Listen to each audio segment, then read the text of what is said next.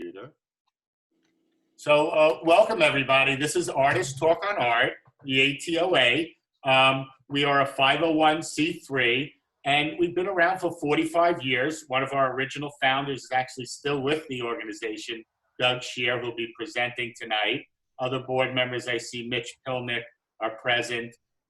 We've done our talks on the Lower West Side for 45 years in various places. Given COVID and the need for social distancing, we turned to this format, and it has had a very large windfall. People don't have to travel, people from far away can come, and so there has been a lot of advantages. It's not like being in person, but it ain't bad, to put it simply. It really ain't bad. And we now do it every Monday, and we have an interesting group. We sort of encourage, you'll see, we'll sort of go around, an artist will present. We encourage response, not just at the end, at any point when the artist is presenting. Give your feedback. We find it very helpful. Keep in mind when your microphone is on, if you start talking on the phone or you're petting your cat and talking to him, we're going to hear it. So just beware of that. It's up to you if you want to mute yourself or not. A couple of buttons that you'll find, top right, you have speaker view or different views. Inside everybody's box, there's like at least in mine, I see a mute button and 3 dots. Those 3 dots open up certain choices. A key one is to pin the video. So if, for instance, Doug is presenting and you really want to see his works large, you can click those 3 dots inside his little screen, it says Doug Shear, and that'll open up a drop-down menu and you can pin his video. So, and we will hit technical difficulties. We've gotten through them all and we sort of make it work here. So welcome everybody. We do ask for contributions. If you like, you can see the information on our website. It's atoanyc.org. I want to thank everyone who has contributed. And, you know, we really appreciate your attendance. For me, that is the big thing. This is Artist Talk on Art, and you are the artist. It's really that simple. So I'm going to start with Doug Shear tonight. I'll give the briefest intro. I'll let Doug introduce himself. But Doug is a founding member of the Artist Talk on Art. He's an artist that has worked in video and other materials, and he has constantly been critical to the organization, not only in the initial stages, but even now handling our archives and so many things that have to go on behind the scenes in an organization like this. So I want to thank Doug, as I always do. But tonight he's here as an artist, and I think that's the core of what we do here. We're artists. We're here to talk, show our art, and sort of see how others present and everything like that. So without further ado, Doug, I'll leave it to you, and welcome. Thank you, Barry. So I'm coming out of the shadows here to show work that was produced, all of it in 2020. This is work that's been done starting around January or February and then forward through the current time. Part of what I found very stimulating in this pandemic period of time was that I was in a show in January in Kingston, New York. I live in Woodstock. And from that show, I got a very large commission, big scale, 4 by 6 feet, which for me is bigger than normal. And in order to get the vital juices flowing, I started to do many studies. Many of them were purely for color, working out the color ideas for the piece. Some were more gestural. Some were playing one material or one surface against another. And so from that experience came several different series. What I'm showing tonight is first a handful of black and white monochromatic images. And everything that I'm showing tonight is either on Arch's watercolor paper, some are on canvas board, some are on canvas paper, and a few are on canvases, small ones. I mean, I have, of course, work that's much larger, but it doesn't lend itself to sitting in front of the computer and showing you a piece at that distance. So let's start with some black and white pieces. And Barry, you'll have to tell me if you can see them in focus and centered on the screen. Yeah? Perfect. Okay. And I'll try to hold on each one for maybe 4 or 5 seconds or so.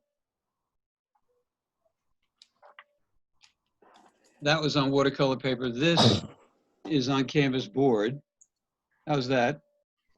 A little further away, but that's excellent. That's good. Good? Yep. What do you Okay. make the marks with there? Well, with various kinds of tools. So sharp edges. It may be palette knife. It may be various things that have tooth on it. Even something like a back scratcher. You know, just anything that that can make an indentation or a scrape. And I'm usually doing that when the material is still wet. Can we see it larger, like enlarge the image? You can, if you go to the Yeah. to Doug's rectangle that you're looking at in gallery view, and you see the 3 dots next to the word mute. But should I just click Doug's screen? Try that. I mean, I can Okay. come in a little closer. How's Oh that? no, Doug, you don't have to. You're doing it perfectly. Okay. You Thank got you. it? No. So you may want to do what's called pin his video. The 3 dots in the top right of Doug's screen. If you click that, you'll get a drop-down menu, and pin video is an option. They almost read like negatives, Doug. Mm-hmm. 3 dots. No, there's no 3 dots here. Now I carry out many of the same ideas on much larger canvases. So at some other time, I'll have to find a way of showing you some of them. But there they would have to be, you know, pre-photographed and done as a slideshow. Would I be right to say you're a fan of Robert Motherwell? It's interesting you say that. I'm not really a big fan of Motherwell. But I'm interested in gestural abstraction. But Motherwell was not an influence anyway. Although my parents were Hans Hofmann students and WPA artists. And as a small child, I was taken to the Hofmann classes on A Street and in Provincetown because they often couldn't get a sitter. And I was allowed to do that. I was allowed to actually be in the class. Sometimes I even had my own easel. Very And nice. of course, the classes on A Street were drawing from a model. There was no painting going on there. Doug, did you say these were paintings on paper? These are acrylic paintings on paper, or occasionally, and sometimes with inks blended in. And then also, so this is Arch's watercolor paper that I'm holding, but I also work on canvas board, canvas paper, and of course on canvas. So is that, I can't tell if it's the image or is it sort of grayish, like gray? Yes, this is gray. This is different tones of gray, Okay, gray and white, okay. and a little bit of black. I really like the second one you showed with the scratches that look like scratches. Uh-huh. I really like that. I like the last one. It had so much dimensionality, 3-dimensionality to it. Okay. Now we're going to go to color.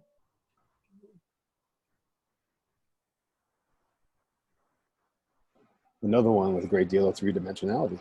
Yeah, very 3-dimensional. Very nice, Doug. And I have to say, I feel like I'm seeing Marsha's later work. Interesting. Well, her edges anyway, right? Yes, and just the way the image occupies the paper and the same dimensionality, and the 3-dimensionality of it too. Yes.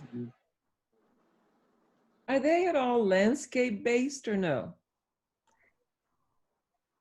Well, you know, I like my favorite quote on this subject is um, from. Now I have to remember who the quote is from. Oh, who's the guy that lived to be 100 years old? Lived at the National Arts Club. Oh, I don't know. I'll think in a minute. I'll remember in a minute. George Burns. Who? George George Burns. Burns. Very funny. Will Barnett. Will Barnett. Thank you. Will Barnett. Okay. Yeah. Very So good. Will Barnett, on appearing at Artist Talk on Art, he appeared about 5 times. On one of the occasions, he was saying that before World War II, all art, almost all art, was outer directed. So people did landscapes, they did still lives, they did figures. And after the war, everything became inner directed. So if I'm doing landscape painting, it's an inner landscape. Yeah, that's good. Very good. This one Okay. makes me want to fly. I think Rembrandt did some inner directed work in the self-portraits a little bit before the wars. Who did? Rembrandt? Never That's, heard of it. no, that's many wars ago. Again, the three-dimensionality here is Uh-huh. impeccable. It's amazing.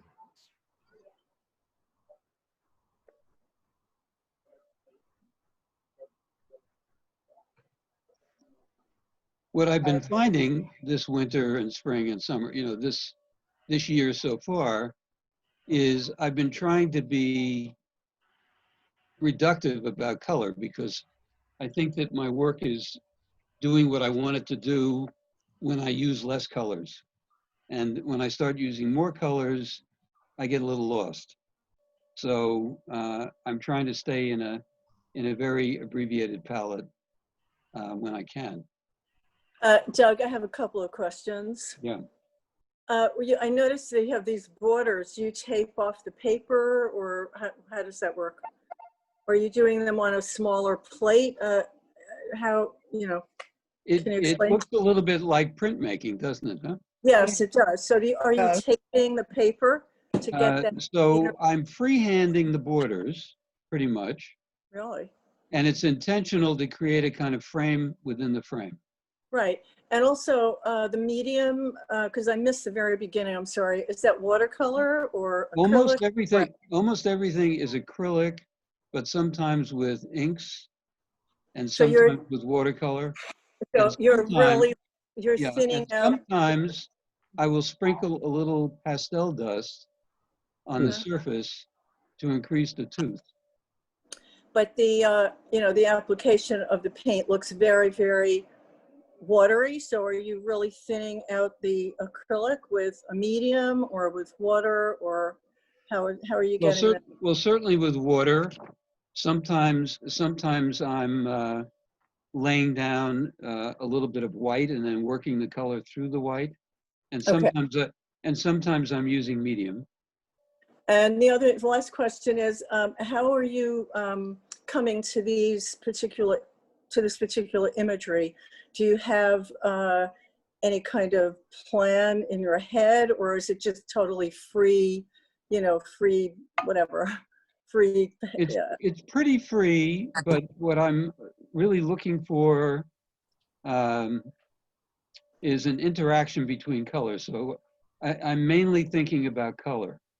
Okay, so yeah. And I'm also thinking about what I can do to sort of sabotage the surface that will create unusual combinations of color where one color is revealing another color and that sort of thing. So I was going to use that word. So the work is revealing itself as you're working.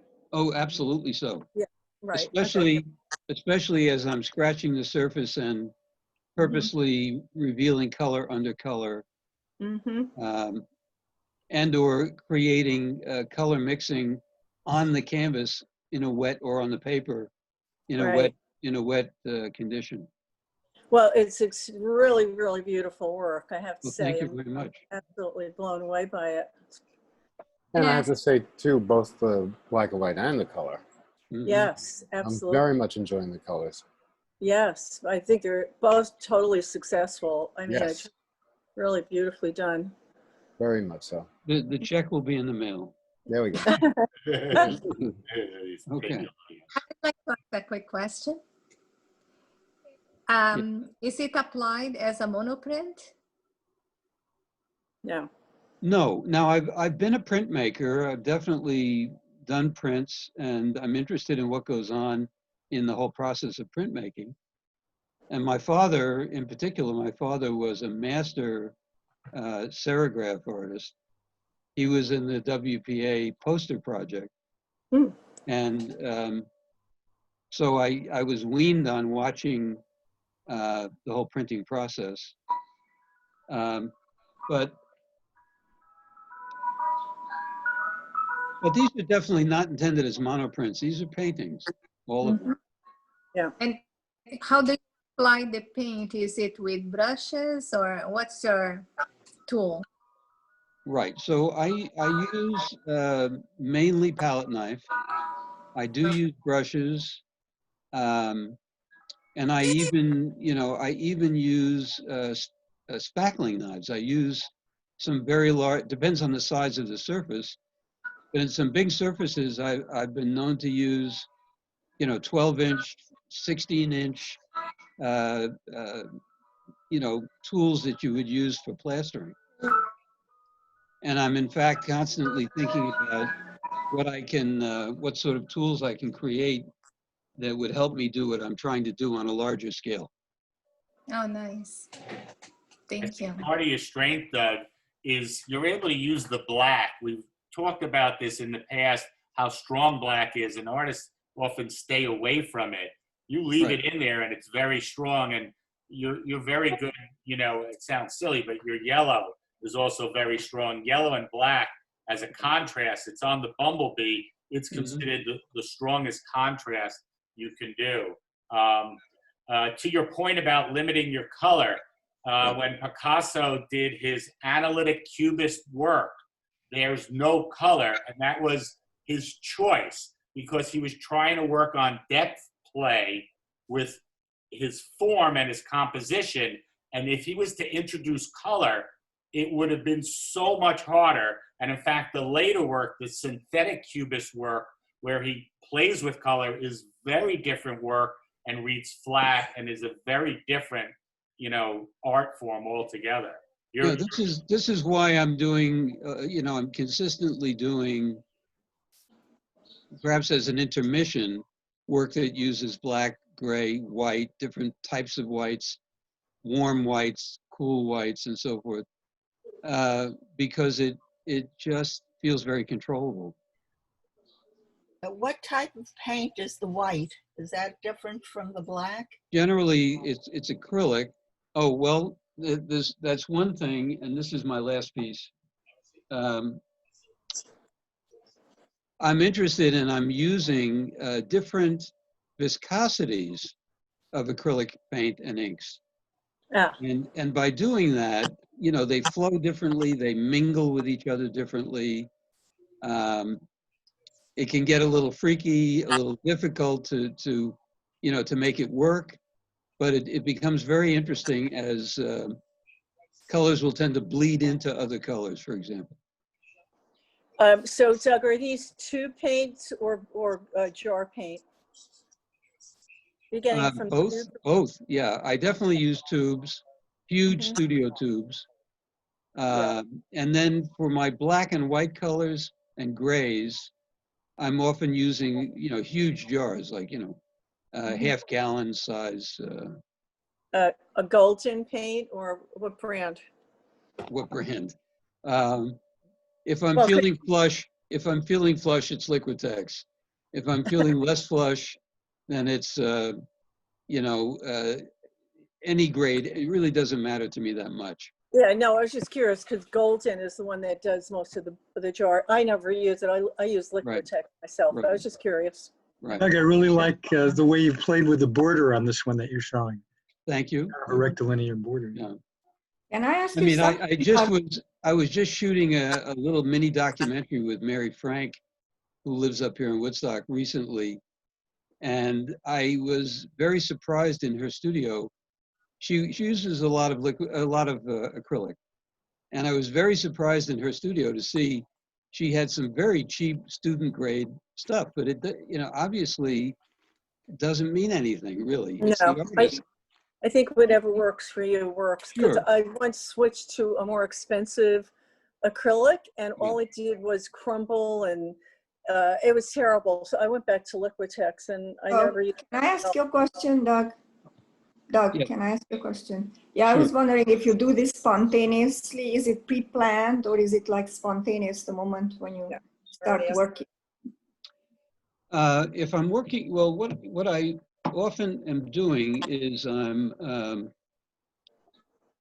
have some very large paper pads, for example, and I will, tear out a sheet and I'll fold it again. I'll do some tearing. I'll create different sizes that I want to work with. That's usually my starting point.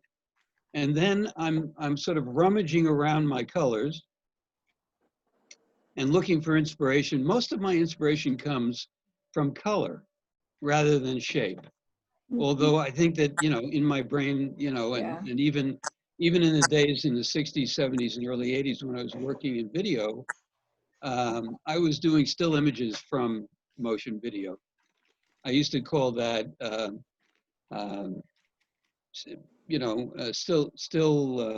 still images squeezed from the tube is what I called it. Because in those days it was a CRT and not a flat panel. But I'm usually working in a certain range of colors, and on a given day, I may get into a lot of reds, yellows, and oranges, for example. You've seen some of those. And then if I think it's feeling too contrived or it's a little too safe, then I'll suddenly bring a big swath of black in, and I'll even at the risk of sort of destroying the original composition, I'll create a whole new sort of territoriality about the composition with something very divisive like black. And sometimes I'll do that with white also. Yeah, I like them a lot. They're Thank very you. beautiful. Thank you.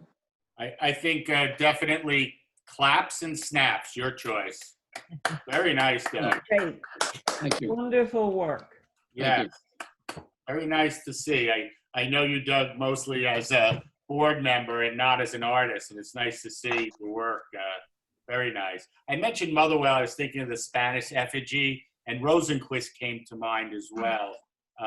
You mean Elegy for the Spanish Republic? Yes, that work in particular.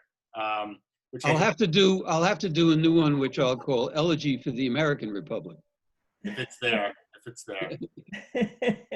That'll be next year. Thank you, Doug. Paul, did you want to say something? I think you mentioned you wanted to say something. Thank you for the offer. I've known Doug for a long time. I've seen his mother's art, his father's art, and I've seen Doug's art too. And this is some of the more vibrant and energetic work that I've ever seen him do. Something's going on in his life. He's got a lovely woman in his life, and it's being expressed through his art. And I listened because I just wanted to share with other people who may not know him as well as I do. Thank you. Thank you, Paul. Very nice. Sure. And I, for one, am very happy to see his art. If I'm not mistaken, this is the very first time I've seen more than one piece. I don't think you've seen my work. You know my mother's work. Exactly the point. Yes, Right. I loved it. I was afraid I might not like it, and then what would I say? Very nice. Thank you so much, Lawrence. I want to roll right into you. Okay. This is Laura Sweetman. Nice to see you. And Laura, I'll hand it over to you. You can screen share or do whatever you like. Okay, yeah, well, I'm going to do a screen share, and I'm not organized, and I'll tell you, you're going to be seeing, let's see, I'll go to full screen here. There we go. Okay, so now you should have it. So I've been working, you know, so Marcia Shear, Doug's mom, was my first, strong inspiration. My first mentor. Len Spear was my SBEIR. Lenny was my second mentor, and my most recent, although he doesn't know it, I don't think, is Dan Burkholder, who lives up near you, Doug. And you met through me once, at least once. By the way, you should know this too. I'm in your old neighborhood. I'm right here on the corner of Bleecker and Thompson. And that's where I've been for the last 170 days. And I have always been trying to work on, I'll just try to switch through these here. I'm always trying to work. I'm working with photography. I'm mostly using my iPhone now for the last couple of years. Again, partially inspiration from Dan. And I, for the longest time, was always working in series. So I try to keep my focus on things. And then Vivian Mayer came into my life, I guess, about 8 or 10 years ago. And she created an incredible series without ever working on series. And so I've started, this is really pretty recent, only since COVID, where I'm not working on series anymore. I'm working on individual pieces that likely form series just because I've got lots of them. And as you can see, I'm processing everything. These works, you're the first people to see them, because some of these I did last night. These first ones you actually are seeing from last night and going back the last couple of days now. You'll just stop me anytime you want, because I've got literally thousands of them here if I were to go back a bit. But indeed, much of these are of course, COVID-based stuff. When I entered into this situation, because I wound up moving out of my place, it's still there, but moving out of my place and sequestering with my girlfriend down here, for some reason I couldn't do art. I had been for some years now producing at least 2-3 pieces a day, every single day, pretty much, sometimes more, but I couldn't do anything anymore. And then Are you filtering these images in some way? I am doing lots of manipulation to these. The first thing I'm doing after photographing them is I am using essentially a fractaling program that turns them into, what's the word? Well, it turns them into they're still raster files because they have to be, but they look more like vector files, which is to say that because of what I've done to them, they can be printed almost any size without losing hardly anything.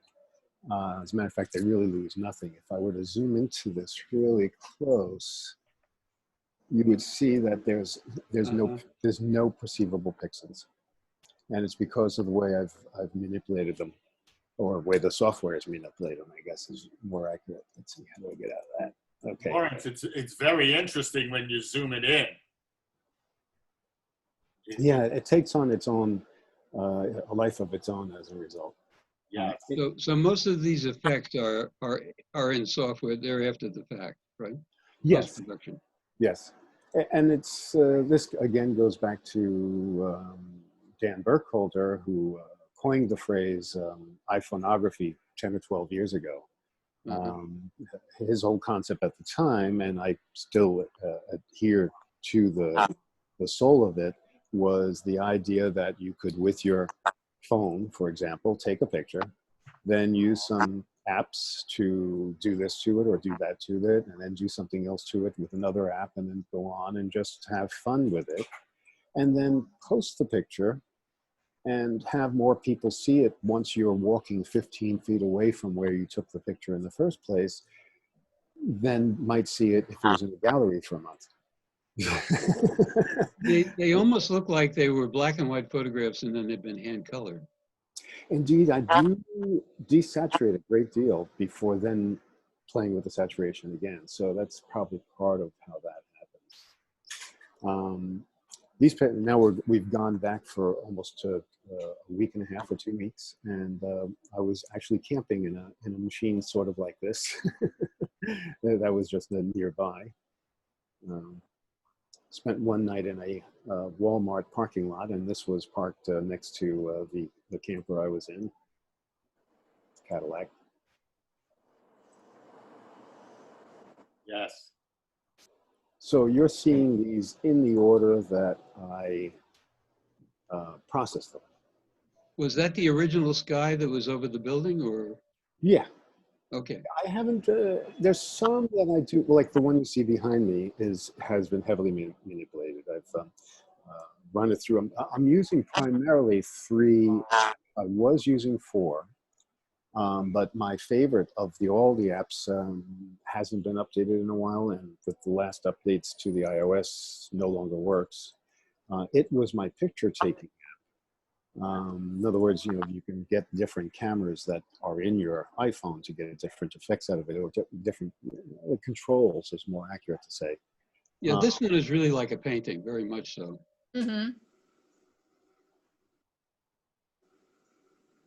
My second, so now I'm primarily using, even, yeah, our traveling companions, primarily using the camera, the regular camera app, although I've been playing with Photoshop, just came out with their own camera. So far, I find it so clumsy that even if it were good, it's not a pleasing experience.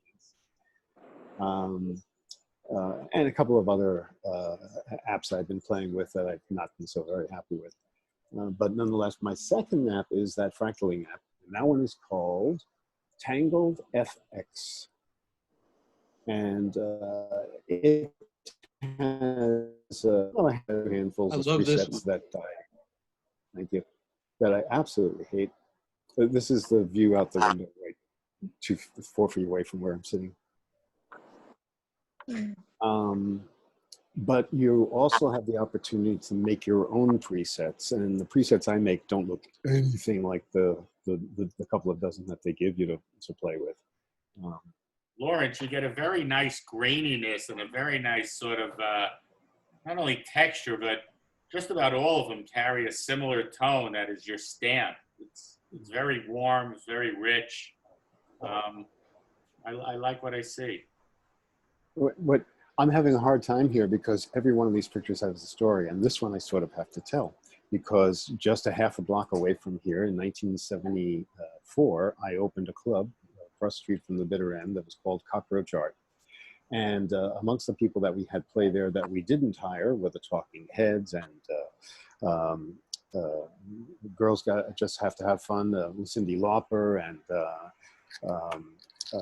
yeah, I mean, there was a good number of people we didn't hire. But one of the people we did hire is this guy.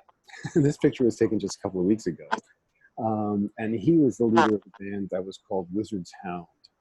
And we went to visit him. This is in Saugerties, and his place up there now. And yeah, every picture has a story. This is the view outside of our rig, looking down at the rest of this RV park, the only one we went to. And it was absolutely wonderful, which we were not expecting at all. There's the rig we rented. We lived in that for 10 days. We've not, since early March, we've not eaten anything that we haven't made ourselves. We haven't gone anywhere outside of the apartment except for emergencies. So getting out of this apartment became very critical for us. So we rented that giant rig and took it with us, took our house with us. That's what we did. This was in, well, now I can't remember it. Just don't remember.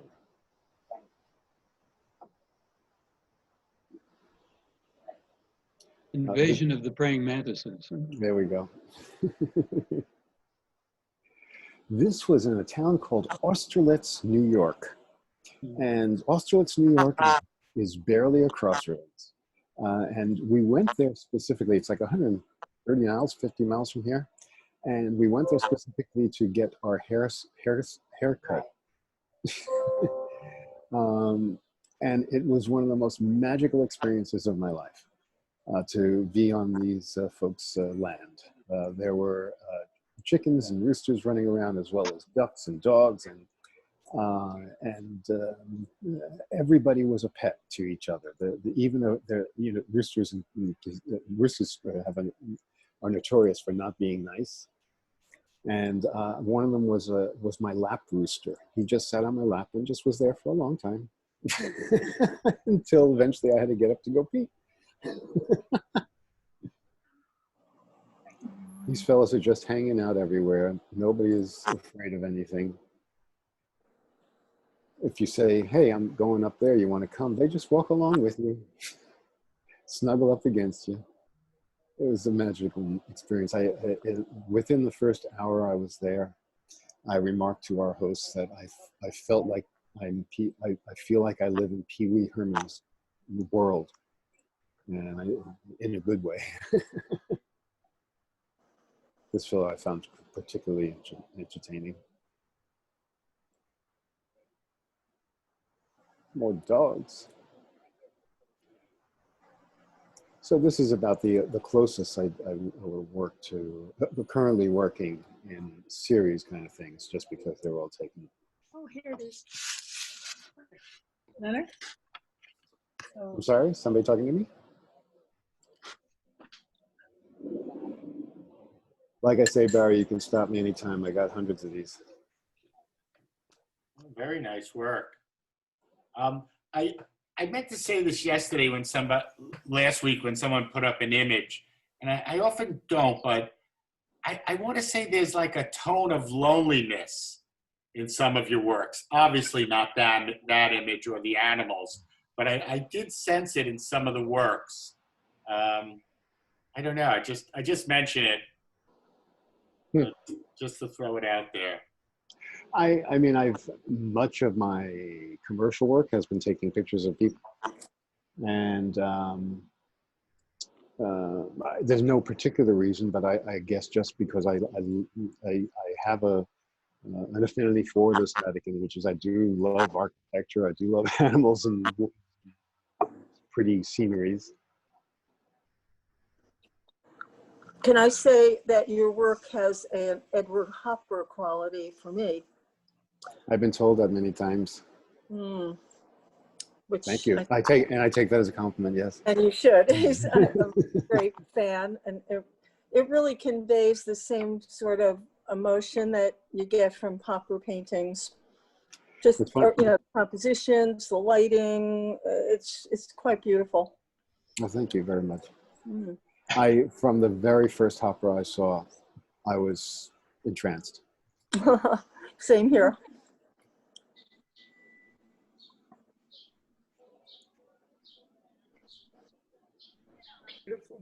Would I be right to say you're a fan of Edward Steichen as well? Yes, very much so. I had to Google him. I forgot his name. They're beautiful. Yeah, in that pile especially. I mean, these look like drawings, really. They're just absolutely beautiful. Look like watercolor. Yeah, you're using the manipulation in a great way, I think. And keep in mind, all photography is manipulation. I mean, I guess a pinhole camera is not, and everything else is to some extent. So lines are sort of blurred, I think, in photography. I'll stop you there. The pinhole camera, just like a regular camera, is a camera, and it is a manipulation. What you do after you take the image, it's how you print it. Bingo. The magic comes in. And the fact is that even if you don't do anything with it, or theoretically nothing with it, you've already done something with it just by pushing the button, but that's a different conversation. If you don't do anything with it, you still are taking three-dimensional reality and turning it to two dimensions. So it's very different. Excellent. I like that thought. Lawrence, are these all 8x10s, or are they different sizes? These, I've printed these up to about 6 by 8 feet. On photography paper? No, my biggest modern print, I have done it on photography paper previously, but my modern print is actually a woven.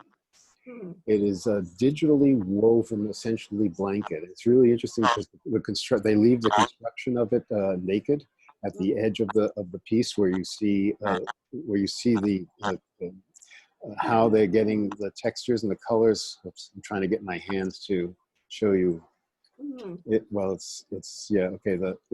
It's sort of like this. So we have chroma one way, so white and black and maybe gray. I'm not sure about that. And I'm sorry, the chroma, the K, then the cyan, magenta, and yellow as strings the other way. And so those you see on the edge of the thing. So in other words, it's digitally woven pictures into prints that big. Interesting. Wow. Very nice. You have a wide vocabulary. And this, so I made a conscious choice to not do anything COVID related in March, and that's when I hit my roadblock. I couldn't produce anything anymore. I couldn't even think about it. And then we did have an emergency. This was in, I guess, April or May, where my girlfriend had to see a doctor, and her doctor was not. We had to go to Long Island anyway, and we took a cab there and back. And this was the ride back. It wound up with these sorts of images. Wow, those pants are great. This is not the UPS information desk. We are not the U.S. Postal Service employees. Please don't write in here. This is my local post office, the New York 10001. That's down the block from where I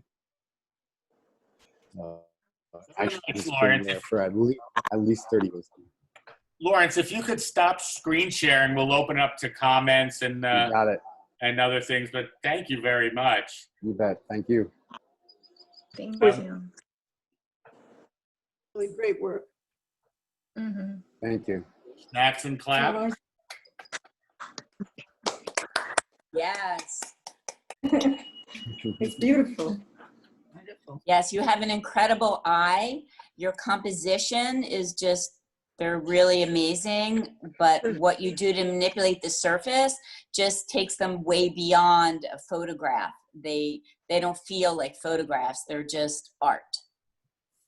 Thank you. I agree.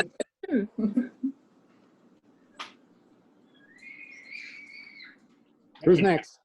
Thank you, Lawrence. Thank you very much. That was very enjoyable. Marie Biro. Yeah.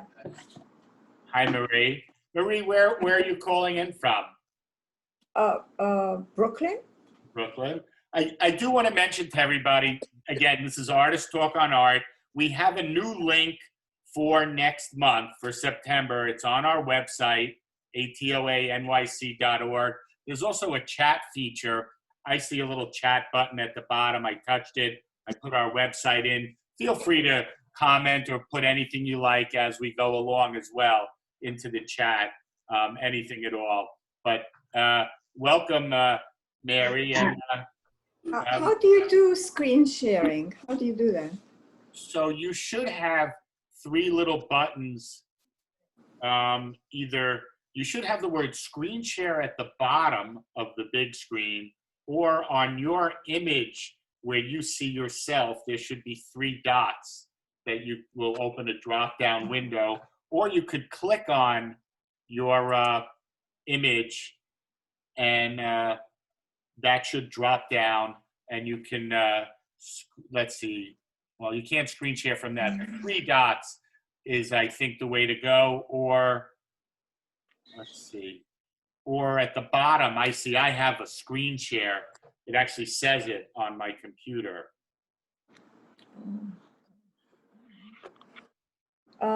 When I looked at Doug's work, I clicked twice on his screen and then it got larger. But before that, nothing happened. But I was surprised to see that all of a sudden it got large. Right. Two clicks, like double clicked. So I don't know if I should do that on my screen, double click. No, I think that's just for you to highlight another screen. Oh, For all of us to highlight you. Well, for you, if you really want to screen share, it's got to go through your computer or your device. You're going to have to look for the word screen share. It's usually green. oh, I have a pink okay. thing at the bottom. Mario, are you on a Mac? Yeah, I don't, okay, so I'm not gonna, because I don't want to mess up. I'm just gonna do it the easy way, the simple way. Okay, that works.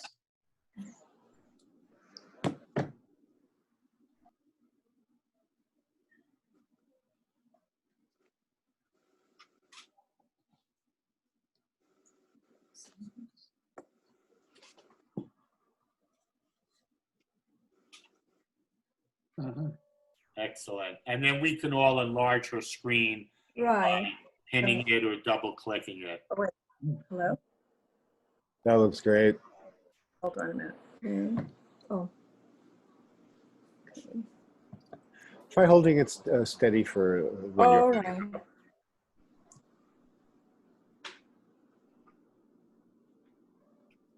Are these watercolors? No, they are oil on wood. Oh. Oh.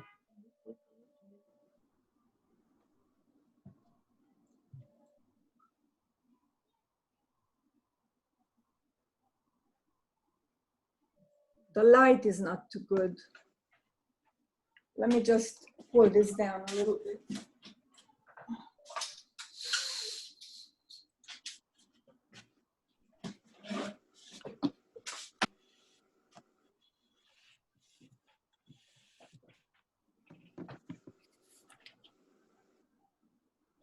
Okay. And did you say oil? Yeah, they are all oil. Oh, let me do this here. Oil on iPad. Oil. Yeah, right. It's hard to do this. Well, we can see it. We can see it Yeah, quite we see Oh, it. okay. Okay. Yeah. But what's important is why I did these. Just hold them a little bit longer and go ahead and tell us why did you do Okay. it? What's the context for the Yeah. So basically, these are people with their cells on subway trains. I was like really fascinated with that. And it's basically they turn into aliens from overuse of cell phone. They basically,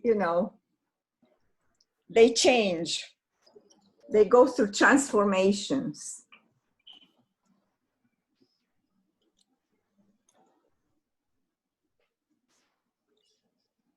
They are real people. I mean, they actually were there.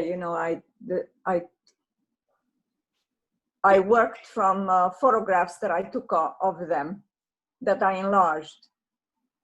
In the preceding one, there was a bird in the top left. What was the symbolism? Oh, this bird. It's an eagle, some sort of eagle. I didn't really think of symbolism.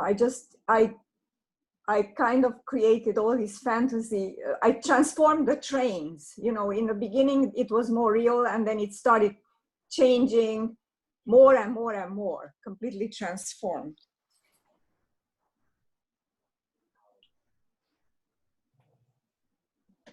What size are these? About 18 by 24. Hmm. They're on canvas? No, they are all on wood. I'm sorry. They are all on wood. Yeah, I remember you said that. Very interesting. They do have a watercolor look, at least from here. They actually, well. Do they start from a photograph? Do you photograph these people on the subway? I photographed the people and I enlarged the photographs. And then I worked, I created the image on wood from the photograph, but I transformed it a lot, completely, almost completely. Mm-hmm.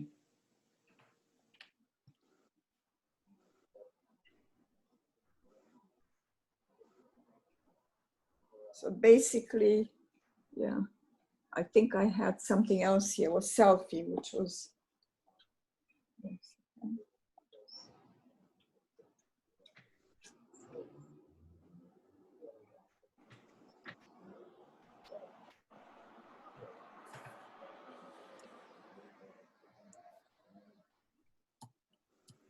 my selfie disappeared. Anyway, so this is it. Thank you. Yeah, I have about 27, and I was planning before COVID struck us. I was planning to do 100.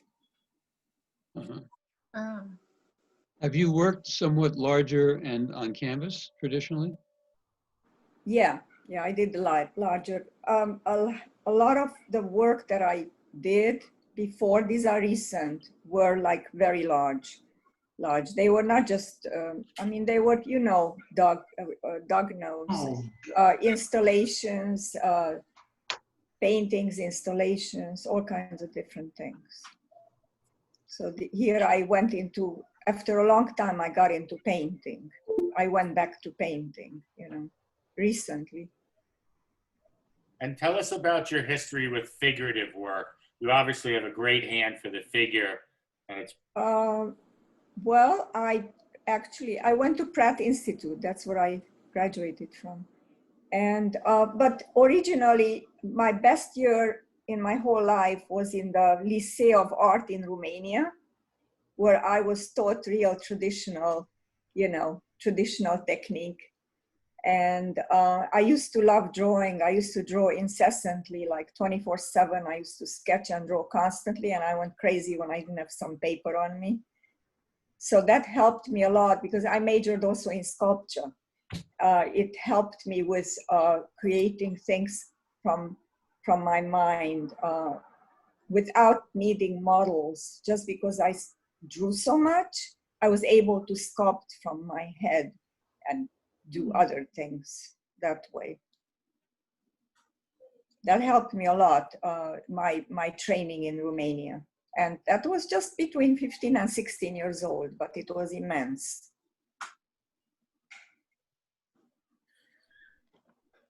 What about the idea of the aliens, like seeing people as aliens? Like, when did that start? Well, a couple of years ago, when I used to like drive more than go by train. So I entered the train and I was absolutely stunned when I saw what's going on the trains. I couldn't believe that almost every person has a cell phone and they're obsessing over it. And they literally lose touch with mankind and the world and their senses. I really thought to myself that, you know, their senses are going to be duller and duller. And I had this fantasy that they are turning into aliens because of the cell. And there's something very, very strange and something very strange and transformative about technology and what it does to the human brain. So I had all these images in my mind. I thought, I have to do this. I was obsessed with it. You know, I just have to do. I used to photograph people that were incredibly interesting to me, the colors and the types of people. And when I didn't see something interesting, I didn't bother. And I had to be very careful not to be seen. I was once caught. Two women caught me, and I didn't believe it because I was very good at this, like taking photos without being noticed. But she actually came toward me very threatening. She said, "Let me see that. You were taking a picture of us." And I'm thinking, how did she know? And then I realized it was reflected in the window. It was at night. I didn't notice, you know, it was, so she says, delete it immediately. And when I did, she says, delete the ones that were recently deleted. Even that. So I did that, but I learned my lesson. I was like incredibly careful after that. That's what happened. I take lots of pictures in the subway, etc. And I did have exactly one occasion where there was, and it wasn't somebody that I was taking the picture of, which was. Oh, it was, oh, But yeah. just so you know, you're allowed to do that all you want. This was, well, I don't know if legal, well, no, legally, but you're allowed to do it if you're in the public and they're in the public. That's right, public. but I'm not sure if you're allowed to paint the exact images of people that you Absolutely, took. absolutely, yes, absolutely. You can paint that. Not only can you paint that image, but you can put it on the wall in a gallery and sell 1,000 copies of it or 1,000,000 copies of it, and it still is not. There's nothing that anybody can do because as long as you're not showing them in a, they're totally recognizable and you're showing them in a way that is they're doing something illegal or something immoral or something like that. I mean, anything that might hurt them. But if if you put that on a bottle of aspirin and then sold it, that's a different conversation. Yeah. That is a very different conversation. But as that could become a headache. Was that? Yeah. That could become a headache. Yeah. By the way, but this was my third attack in life. The first time I was 15 years old in Romania, I was attacked by gypsies. They actually threw rocks at me. Ooh. So I had to run for my life. And so 3 times, but luckily, nothing happened to me after these attacks. But you have to be careful and you have to learn how to not to be noticed. Your final work reminds me of Archibald Motley. He was a turn of the century African-American painter in Harlem who opened the Whitney 5 years ago. And I mean, he's so inspired. His work so inspires me in a similar fashion to yours. Yeah, I'm not familiar with his work. I had never heard of him before I saw that show. Yeah, I was very much influenced by Daumier's drawings. Daumier, the French artist Daumier. I'm not familiar. Henri Daumier was like one of the greatest oil painters, cartoonists, figure drawers. He got pigeonholed as a cartoonist, which is a terrible thing because that's really what he's remembered as. But this guy was wide and deep, one of the great artists who just doesn't get to do. Yeah, and also one of my idols was in painting Chirico, Giorgio de Chirico. He was the father of surrealism. Andre Breton might have an argument with that, but who? Andre Breton might argue about being the father, but de Chirico, Breton wanted to bring him in because de Chirico was so brilliant. I forget the term that was used to describe. It was he was a metaphysical painter and mind. Yes, those works. Yeah. He blazed quite a unique path. The buildings, the Italian landscape, the surreal mix of the glove, the ball, the shadows, a very moving work. Yeah, and I liked Van Gogh a lot too.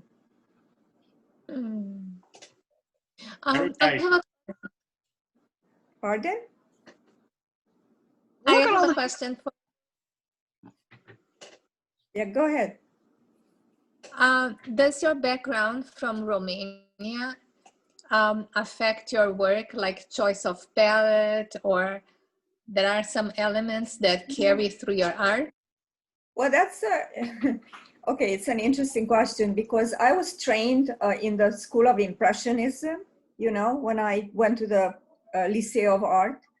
And I tried for many years in America to get away from my past, but desperately tried.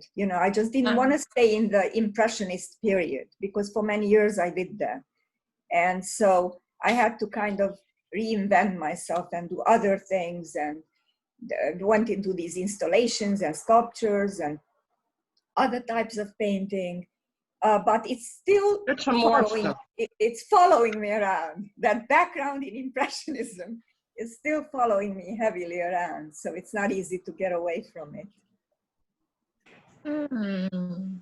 Very nice. Claps and snaps, I think. Thank Claps you. and Yeah. snaps. Thank you. Very nice. Thank you for sharing. Very nice work.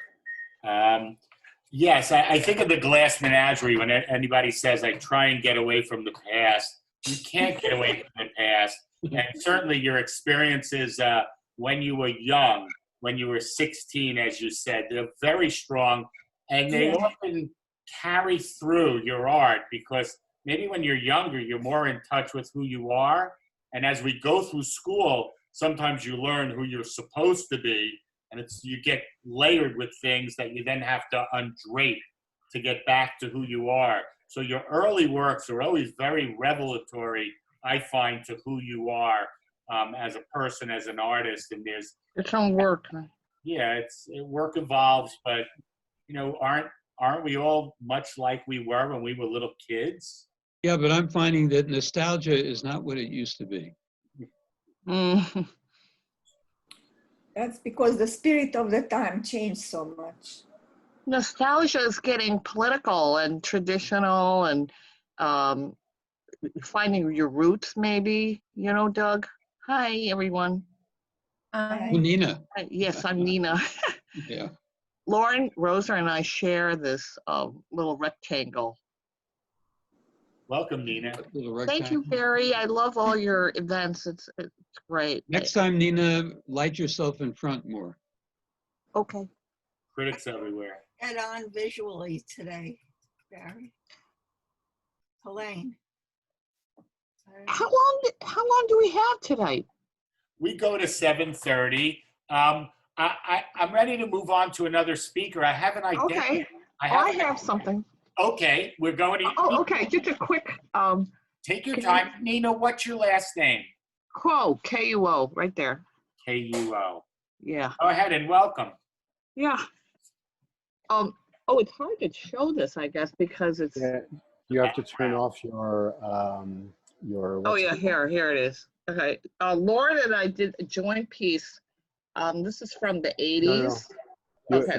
Not showing up. You need Can you to. see it? You need to turn off your virtual background. Although Sorry. it becomes a cool video in itself, sort of these Oh, yeah. going in. Oh yeah, we're making video actually from paintings and from models and from drawings. How do we? Oh, sorry. You made yourself disappear. Magic. Yeah. Sorry, this can't. How do we? Yeah. Sorry, How do we turn on Zoom? How do we delete the? Yeah. Yeah, you have to delete the virtual background. Okay, we could keep talking while we're doing that. So tell us a little bit about maybe your early work in the arts. Oh, okay. Well, growing up in upstate New York, and my father was an abstract painter. And just like a lot of you, you have artist families. He emigrated here from China. So, we were all hooked in the arts, but, we decided, well, you got to keep teaching because that keeps your studio time active. And Lauren, too, his mom is a painter. So it just happened by accident. We knew some of the same early Chinese American emigre to New York artists and painters, and that kind of connected us and drove us crazy, of course. But I think you got to find your individuality, and I think that like Doug was saying, nostalgia can be overrated, but you got to create and reestablish everything about yourself and try to find the humor, the sassiness and the witty craziness that goes on, So hopefully, as you gain new techniques and you gain new, art movements, I think that really brings a whole new, I think you're teasing us. That's what I think. Yeah. Okay. I hope so. Okay, so, oh, I guess Lauren can't get the, Now you see them, now you don't. okay, so I think maybe the artwork is too big. So we'll show you the small ones. Yeah, here's this is can you see that one? No, it's the virtual background. You can't do the. with Can the you, virtual background. well, you could see this as a small Right. video image. Can you see that? Is there a way to switch off the virtual background without Can- leaving the can meeting? you, You cancel can't the see it. virtual background. Keeps breaking up. How do we do that?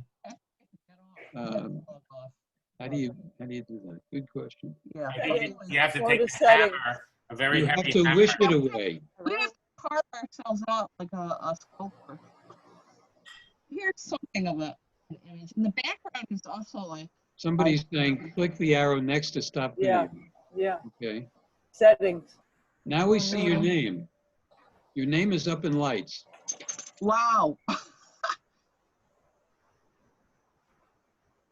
We could do this forever. You know, like we're in a light show, psychedelic. Well, I'd recommend next time when you come on, just use don't use the virtual background. Right. Certainly hearing you say and speak about your art was interesting. I'll just ask you one question. How or has your art changed at all since March, since COVID and what's been going on? Well, you know, you sit there and you're in limbo. You're trying to, I guess, put everything together for your shows. Some of the group shows I had were canceled. And, you know, we figured, okay, we'll move along and build up your work, make bigger things, hook in with people from out of the country, maybe. No more, like Lauren was doing a lot of concerts and live work. A piece with Hector, and some of the people, Hector Kanong, yes. And so, you know, and he did a piece with art in odd places. So I think, oh yeah, here we are. Yes. So this is kind of like a painting. And it was inspired by a painting, and it's called Corruption. So you'll see. Here we go. Impressive. Nice job, guys. Oh yeah. So anyhow, it moves. It's a video, and it was shown at the New Museum a couple of years ago, and yeah, it was curated by Joseph Grima. And it was, you know, really exciting. And I guess the thing is, during what you said, Barry, is you learn new techniques, and I guess we just kind of kept going because we realized there's nothing else we could do to help. I created some videos. Lauren did a pandemic blues song. If you want to see it, we'll give you the link next time. And you know, it was kind of sad and depressing, you know, lonely, knowing, of course, you know, all the racial problems against Chinese, Asian Americans, you know, so I joined a lot of these panel talks relating to I guess the starkness of Chinatown. Wait, here's another work. Yeah, this is a Chinese American thing. That's kind of interesting. Yeah, this was actually that's So this is a painting, yes? It's a photo. It's a photo. It's a photograph. One of it.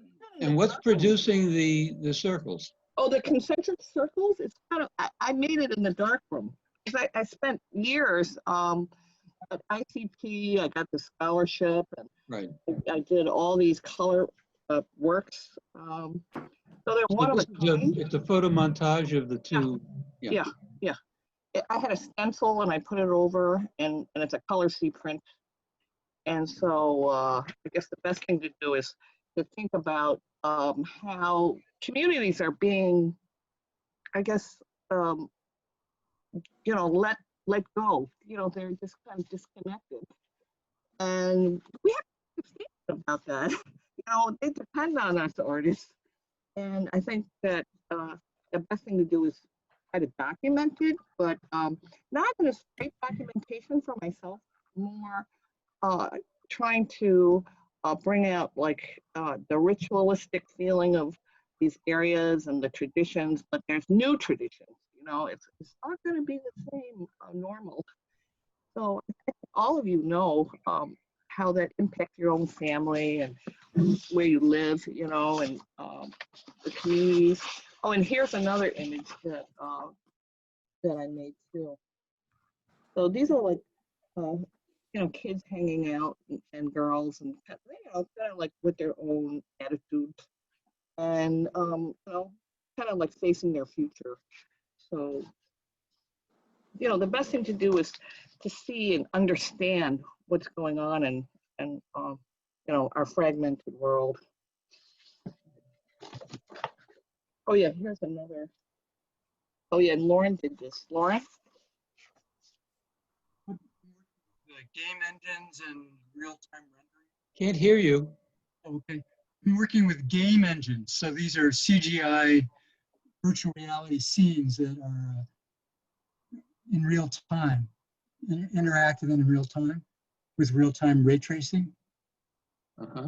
These are generated in a computer. So these are like running around. So are you capturing this through a pair of goggles? Could be, yeah. So you're taking the picture inside the goggles, or These are stills from a virtual reality piece. how do you do that? How do you capture that? Oh, it's built into the gaming cards. You can take stills or make movies during the I game. can't hear a word you're saying, but I'm sure it's interesting. Move in. Okay. You use the video card to capture. Okay. Either stills or an animation. Well, it's a great. So the goggles are feeding to a laptop, and there is a video card. Yeah. Okay.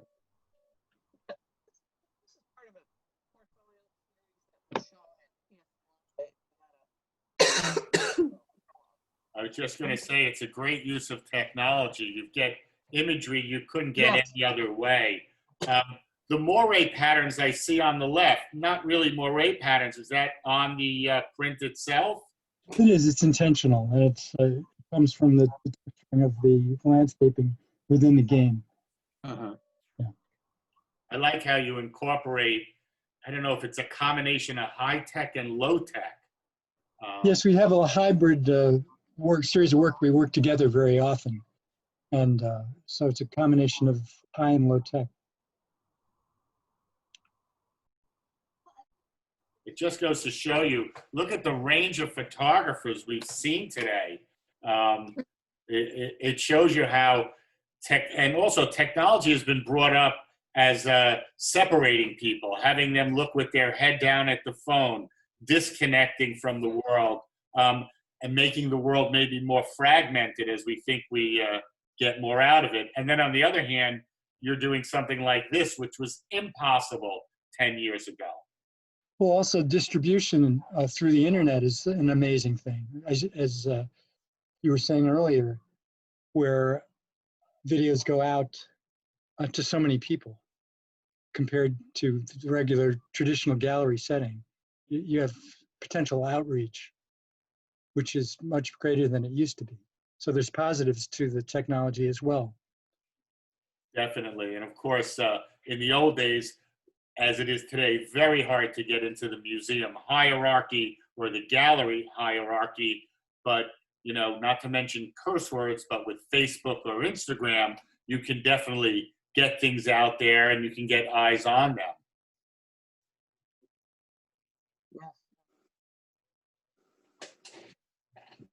Yeah.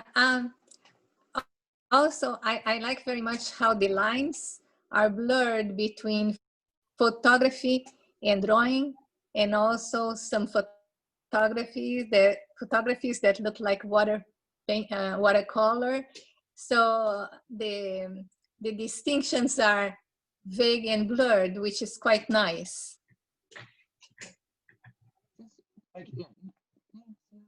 Is this also a photograph or something like a photograph?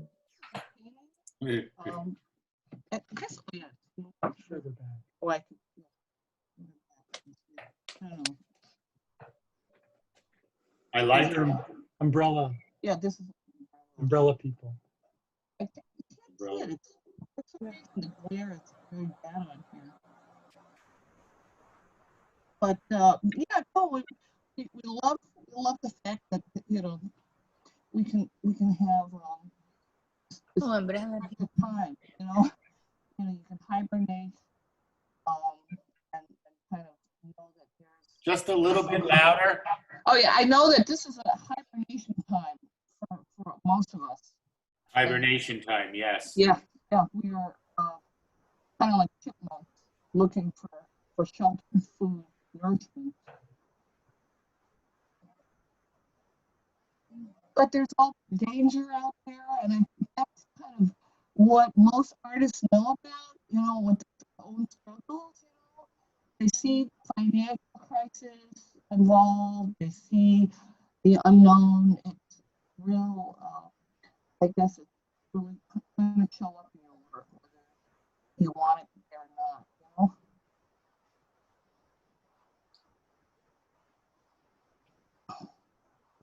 Very unique work. Very nice. You've definitely, you know, you've created, I think part of what we do as artists is we try and push some boundaries. We try and make something that's uniquely ours. And there's no question about it.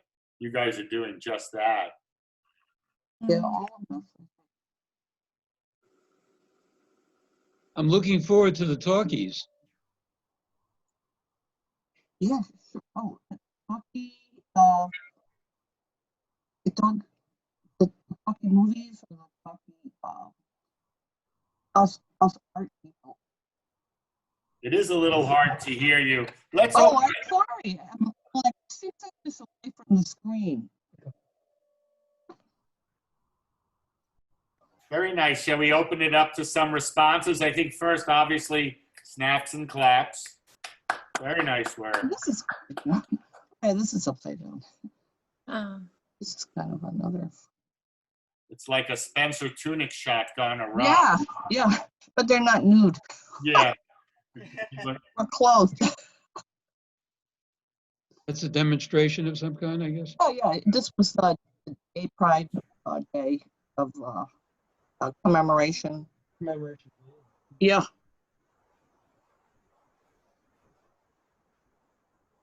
But it seems like every week there's a enormous upheaval of you know sensitive I guess problems we have to deal with, you know, and it's still going on till the election and way past probably. There's an election coming? Go figure.